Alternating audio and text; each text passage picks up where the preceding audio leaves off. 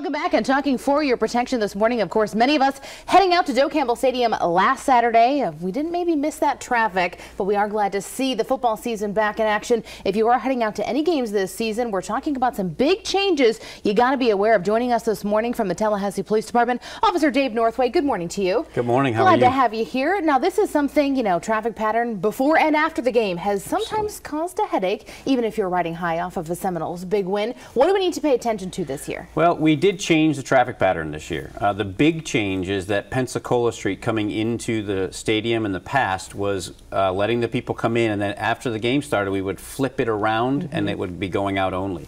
This year we realized that it's actually probably a better way to just keep letting Pensacola Street be that same direction that it always is, and use St. Augustine as the area out, because Pensacola is one way in and St. Augustine is one way out. We were getting some confusion with people, so we looked at it and decided that we would just leave the roadways the way that they always are traditionally being run and let the traffic go that way. We do have officers, and FSU has their own officers that are stringing people out, meaning that they're giving priority to traffic going away from the stadium or coming into the stadium, depending on what's happening. Before the game coming in, out after the game. What we're asking people to kind of pay attention to is that no matter how many people we would put on traffic posts, there are going to be a lot of people walking around in the streets. We have 80,000 people that go into these football games. Before the game, they trickle in slowly but surely. The end of the game is over and everybody gets up and walks out of the stadium, and they have to go somewhere. The sidewalks simply can't take 80,000 people on them. They're going to spill out into the streets, so if you're in your car, please, please, please give yourself some extra time, pay attention, and let the pedestrians get out of the way. And kind of just have that idea in your head. It's going to take you a couple extra minutes to get out of the parking spots. Maybe either park a little bit farther and try to walk in if you can. Absolutely. Or just kind of be patient. And I don't know any big game area where you could get that many people in and get them out as quick as it's almost impossible to do.